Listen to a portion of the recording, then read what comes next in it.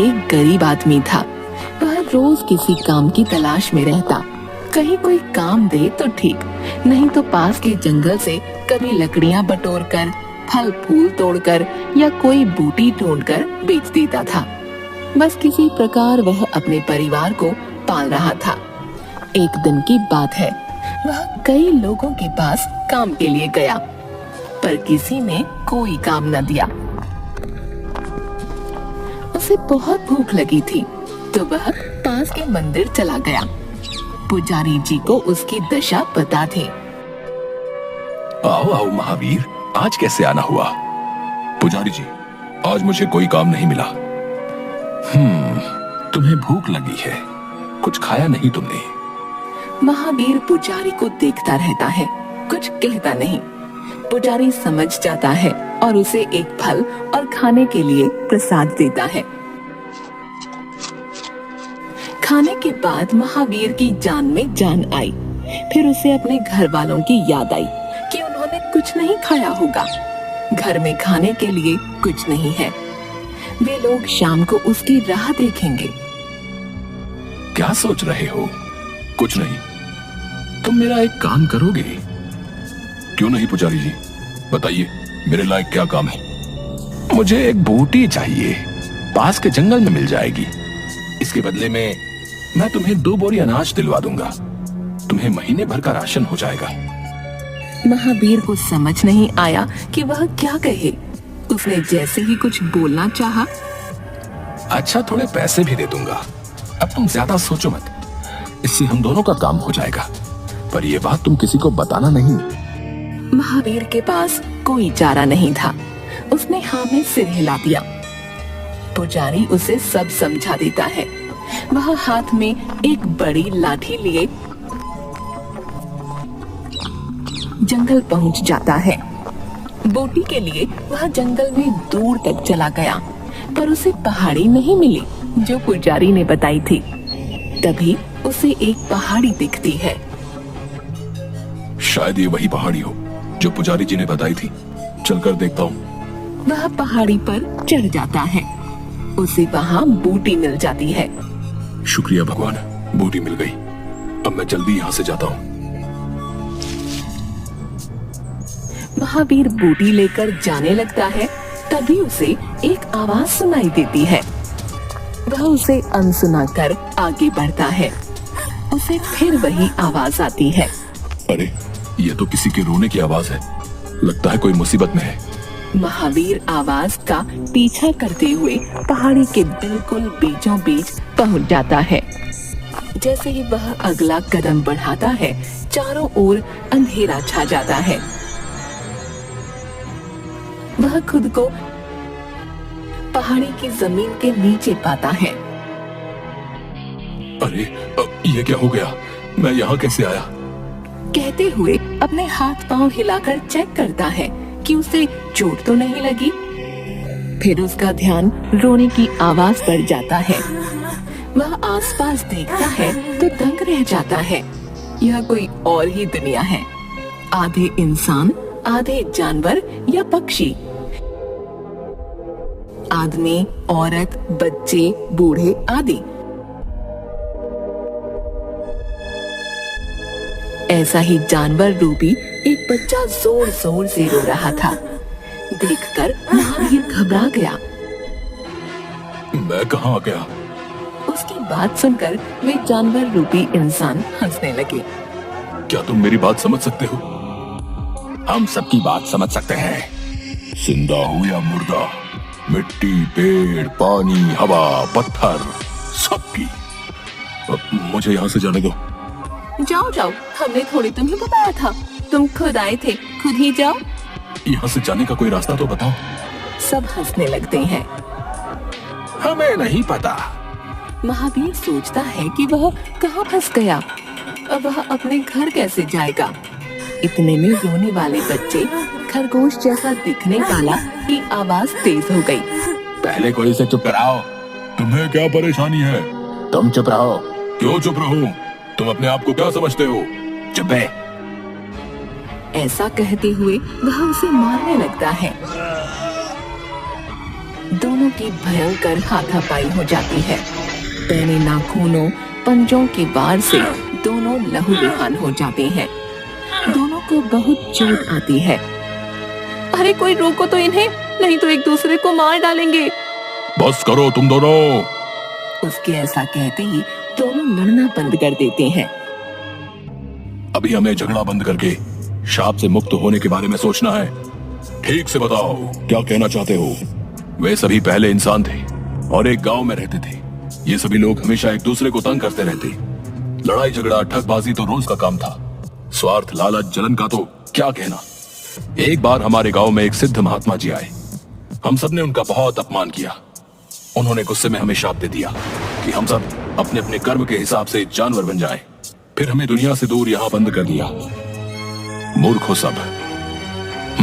कह सकते हो। मुझे यहाँ से जाना है। यहाँ से जाने का कोई रास्ता नहीं। तुम्हें हमारी मदद करनी होगी। कैसे?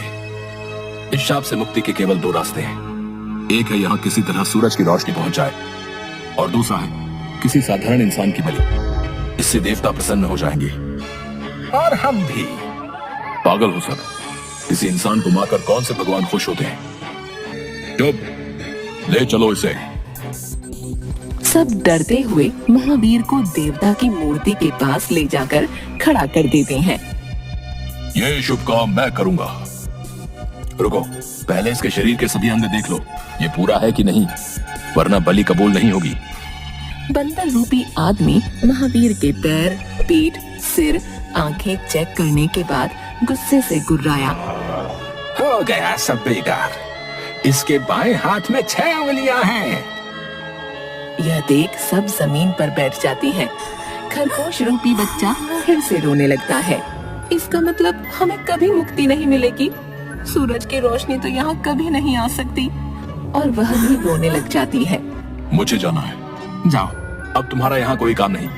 पर एक बात याद रखना, हमारा भेद तुम्हारे सिवाय किसी को पता न चले, वरना तुम्हारे साथ क्या होगा हम नहीं जानते। कोई रास्ता? हमें नहीं पता। पता होता तो क्या हमारी ये हालत होती? महावीर चलकर पूरी गुफा को हाथ लगा लगा कर ध्यान से देखता है। अचानक एक स्थान पर हाथ लगाते ही गुफा में अंधेरा छा जाता है और महावीर स्वयं को पहाड़ी की उसी जगह खड़ा पाता है जहाँ से वह गायब हुआ था। हे भगवान, क्या मैं कोई सपना देख रहा था? घबराया हुआ महावीर पास ही गिरी हुई अपनी बूटी और लाठी उठाकर वहाँ से भाग जाता है। वह सीधे मंदिर पहुंचकर पुजारी को वह बूटी दे देता है। पुजारी, वाह, यही तो वो बूटी है। पूरी रात महावीर को नींद नहीं आती। बार बार वही रोने की आवाज उसके कानों में गूंज रही थी। तंग होकर वह आधी रात को बैठ जाता है। उसके मन से आवाज आती है कि अगर तू उनकी मदद नहीं करेगा तो कौन करेगा। वे मूर्ख उस गुफा में लड़ लड़कर एक दूसरे को ही दुखी करते रहेंगे। अगले दिन पुजारी महावीर को कुछ रुपए और 2 बोरी अनाज देता है। महावीर वह सब अपने घर वालों को देकर कहता है कि वह कुछ दिनों के लिए काम से बाहर जा रहा है। उसके वापस आने तक वे सब अपना ध्यान रखें। कुल्हाड़ी, कुदाल आदि औजार लेकर जंगल की ओर वह निकल पड़ता है। पहाड़ी के ऊपर वह उसी जगह पहुंचता है जहां से वह गायब हुआ था। उसने अगला कदम बढ़ाने से पहले सारे औजार अपने शरीर से बांध लिए। जैसे ही उसने आगे कदम बढ़ाया, चारों ओर अंधेरा छा गया और वह फिर से इन जानवर रूपी इंसानों के बीच पहुंच गया। तुम फिर से यहाँ क्यों आए हो? तुमने हमारा भेद किसी को बताया तो नहीं?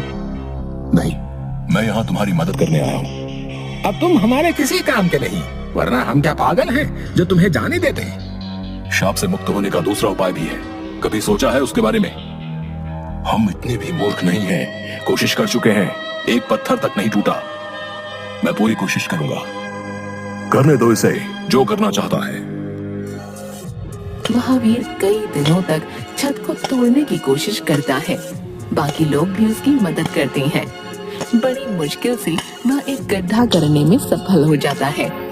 गड्ढे से सूरज की किरणों के अंदर आने पर महावीर का चेहरा खिल जाता है, पर बाकियों के चेहरे पर उदासी थी। देखो देखो धूप आ रही है। कहाँ कहाँ है धूप? महावीर समझ गया कि केवल वही धूप को देख सकता है और कोई नहीं। वह उस गड्ढे से निकलकर पहाड़ी के ऊपर पहुंच जाता है, पर बाकी जानवर रूपी लोगों को कुछ दिखाई नहीं देता। उन्हें लगा कि महावीर अचानक गायब हो गया। ये अचानक कहाँ गायब हो गया? महावीर पहाड़ी के ऊपर खड़ा सोचता है कि वह अब क्या करे, कुछ समझ नहीं आ रहा। वह सोचता है कि इस बार वह यहीं से खुदाई करेगा। पहाड़ी का मुआयना करते करते वह बूटी वाले छोटे पेड़ के पास पहुंचा। जमीन कच्ची होने से वह वहीं खोदना शुरू कर देता है। थोड़ी देर बाद एक बड़े पत्थर के टुकड़े के गिरते ही नीचे से खुशी से चिल्लाती हुई आवाजें आती हैं। धूप आ गई, धूप आ गई। महावीर ने ध्यान से देखा। धूप सीधे नहीं बल्कि बूटी वाले पेड़ से छनते हुए नीचे जा रही थी। वह पूरा रहस्य समझ गया और सभी जानवर सुंदर इंसान बनकर उसके सामने खड़े मुस्कुरा रहे थे। हमें शाप से मुक्त करवाने के लिए धन्यवाद दोस्त। आपके इस उपकार के बदले हम कुछ नहीं दे सकते। एक पत्थर का टुकड़ा देते हुए, इसे रख लो भैया, हम चाहते हैं कि आप इसे रख लें, यह आपके कुछ काम जरूर आएगा। और वे सब वहाँ से एक नए और सुंदर जीवन की शुरुआत करने के लिए चले जाते हैं। महावीर भी अपने घर आ जाता है। महावीर ध्यान से देखता है, वह साधारण पत्थर नहीं, हीरा था। उसे बेचकर मिले रुपयों से वह अपने काम करने लगता है और उसकी गरीबी दूर हो जाती है।